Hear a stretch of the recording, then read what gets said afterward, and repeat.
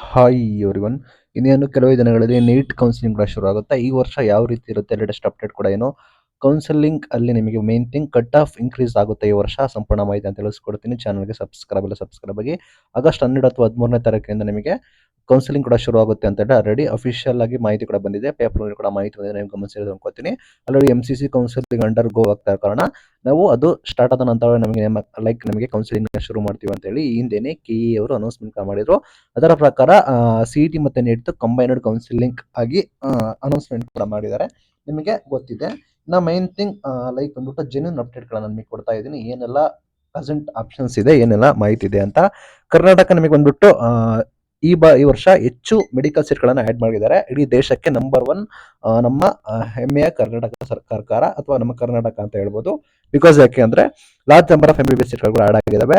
ಇಲ್ಲಿ main thing ಏನಾಗ್ತದೆ, ನಾವು ಕಂಪೇರ್ ಮಾಡ್ಕೊಂಡು ಹೋದ್ರೆ ಲಾಸ್ಟ್ 2 ಇಯರ್ 3 ಇಯರ್ ಅಂದ್ರೆ ನೀಟ್ ಕ್ವಾಲಿಫೈಡ್ ಆಗಿರೋ ಕ್ಯಾಂಡಿಡೇಟ್ಸ್ ಬಂದ್ಬಿಟ್ಟು ಕರ್ನಾಟಕದಲ್ಲಿ ಕಡಿಮೆ ಆಗ್ತಾ ಬರ್ತಾ ಇದ್ದಾರೆ. ಇದರಿಂದ ಏನಾಗ್ತಾ ಇದೆ ಅಂದ್ರೆ ಮೇನ್ ಥಿಂಗ್ ಕಾಂಪಿಟೇಷನ್ ಸ್ಟೇಟ್ ಕೋಟಾಕ್ಕೆ ಸಾಕಷ್ಟು ಸಮಸ್ಯೆ ಕೂಡ ಆಗ್ತದೆ. ಸ್ಟೇಟ್ ಕೋಟಾದ ಕಾಂಪಿಟೇಷನ್ ಕೂಡ ಒಂದು ಗಣನೀಯವಾಗಿ ಇಳಿಕೆ ಆಗ್ತಾ ಇದೆ. ಒಂದು ಗುಡ್ ಅಪ್ಡೇಟ್ ಕೂಡ ಅಂತ ಮಾಹಿತಿ ಕೊಡ್ತಾ ಇದ್ದೀನಿ. ನಿಮಗೆ ಗೊತ್ತಿರೋ ಹಾಗೆ ಕೆ ಬಂದ್ಬಿಟ್ಟು ಕೌನ್ಸಿಲಿಂಗ್ ಪ್ರೊಸೆಸ್ಗಳನ್ನ ನೆನ್ನೆ ಶುರು ಮಾಡುತ್ತೆ. ನೆನ್ನೆ ಎಲ್ಲ ರೀತಿ ಡಾಕ್ಯುಮೆಂಟ್ ವೆರಿಫಿಕೇಶನ್ ಎಲ್ಲ ಕೂಡ ಪ್ರೊಸೆಸ್ ಕೂಡ ಶುರು ಮಾಡುತ್ತೆ.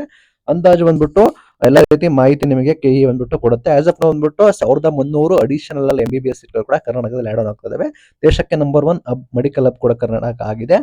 ಬಂದ್ಬಿಟ್ಟು ಇಲ್ಲಿ ಸೀಟ್ಗಳು ಹೆಚ್ಚು ಇದಾವೆ, ಮತ್ತೆ ಕ್ವಾಲಿಫೈಡ್ ಕ್ಯಾಂಡಿಡೇಟ್ಗಳು ಕಡಿಮೆ ಇದ್ದಾರೆ. ಹಾಗಾಗಿ ಬೆಟರ್ ಅಡ್ಮಿಷನ್ ಚಾನ್ಸಸ್ ಕೂಡ ಇರುತ್ತೆ. ಫೈನಲ್ ಕಟ್ ಆಫ್ ಬಂದ್ಬಿಟ್ಟು ನಿಮ್ಮ ಕ್ಯಾಂಡಿಡೇಟ್ಗಳ ಪ್ರಿಫರೆನ್ಸ್ ಹೇಗಿರುತ್ತೆ, ಕ್ಯಾಟಗರಿ ಕೌನ್ಸಿಲಿಂಗ್ ಚಾಯ್ಸಸ್ ಏನಿರುತ್ತೆ ಅದ್ರ ಮೇಲೆ ಡಿಪೆಂಡ್ ಆಗುತ್ತೆ. ಈ ವರ್ಷ ಸಾಧ್ಯತೆ ಕಡಿಮೆ ಅಂತ ಕೂಡ ಮಾಹಿತಿ ಕೊಡ್ತಾ ಇದ್ದಾರೆ. ಹೆಚ್ಚು MBBS ಸೀಟ್ಗಳು ಕೂಡ ಇದಾವೆ. ಕಡಿಮೆ ಅರ್ಹ ಅಭ್ಯರ್ಥಿಗಳು ಇರೋ ಕಾರಣ ಪ್ರವೇಶ ಅವಕಾಶಗಳು ಉತ್ತಮ ಸಿಗುವ ಸಾಧ್ಯತೆ ಕೂಡ ಇದಾವೆ ಅಂತೇಳಿ ಮೂಲಗಳ ರಿಪೋರ್ಟ್ ಕೂಡ ಬರ್ತಾ ಇದೆ. But if you are go through on average ಎಲ್ಲಾದ್ರಲ್ಲೂ ಕೂಡ ಅವರೇಜ್ ತೆಗೆದುಕೊಂಡ್ರೆ ಕಾಂಪಿಟೇಷನ್ ಲೋ ಅಂತ ಹೇಳ್ಬೋದು. ಬಟ್ ಯಾವೆಲ್ಲ ಟಾಪ್ ಮೆಡಿಕಲ್ ಕಾಲೇಜ್ಗಳು ಕೂಡ ಇದಾವೆ, ನಿಮಗೆ ಇದೇ ಕಾಲೇಜ್ ಬೇಕು ಅಂತ ಹೇಳಿದ್ರೆ ನಿಮಗೆ ಗೊತ್ತಿರೋ ಕಾಂಪಿಟೇಷನ್ ಆಲ್ವೇಸ್ ಇದ್ದೇ ಇರುತ್ತೆ.